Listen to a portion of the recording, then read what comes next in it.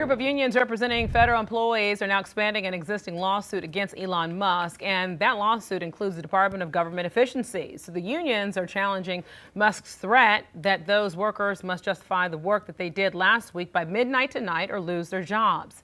So as the deadline approaches, multiple agencies, including the Department of Defense, Health and Human Services, the FBI, and State Department, are now instructing workers to not respond yet.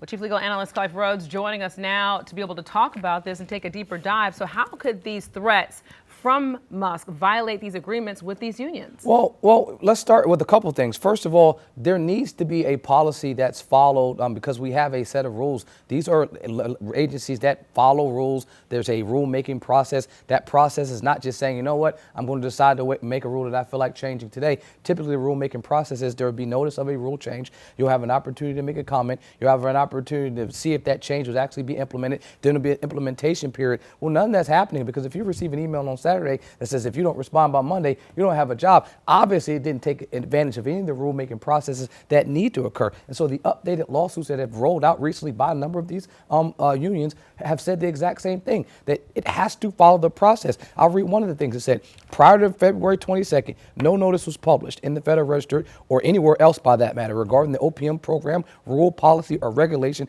requiring all federal employees to provide or report on their work habits to the OPM. I mean, that's the process that's supposed to happen. There's supposed to be notice. It's supposed to be published. You're supposed to have an opportunity to respond. None of that happened. Okay, but I think that when we all heard this news about this email and about how you need to be able to write the bullet points as the 5 things as to what you've done in the last week, does language matter in a situation like this? Because you're talking about people who have mortgages, people who have kids in school, people who have real lives that, you know, their livelihood depends on their job. These are not just they're not just numbers on an Excel sheet while you're attempting to balance the budget like you're, a mother trying to balance a checkbook in the 80s. This is actually real lives that are affected. And so every time you strike a job, every time you strike dollars off the board, that's someone that's now trying to figure out what does life look like after tomorrow. You asked the question of does language matter? I think language matters in a couple of places. When you're talking about the bullet points, I'll take Elon Musk's own words. This is something that happens in the private sector all the time. I 100% agree with that. Have a number of private clients, they do this where you want to get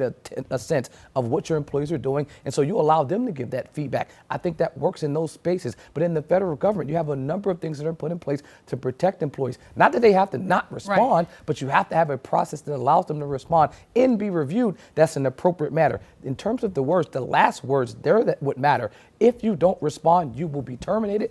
That's the part that I think has violated a number of rules and will find them in the court more than just these lawsuits. And the very important key there, if you said the private sector where these kinds of things happen. So my question last for you is, why would department heads tell the employees not to respond? I think the first couple folks that did that were people that were in sensitive areas like the FBI, like the Department of Justice, because even if it said in the email, in the blast, don't respond with classified information, don't put anything that you're not supposed to put up there, even having that open for an interpretation wasn't enough. And so these department heads with the FBI, with the DOJ, made sure they said, look, don't respond. We have our own review process. So a little bit of an internal struggle even within the administration. Surprising nonetheless. Clive Rhodes, appreciate your insight as always.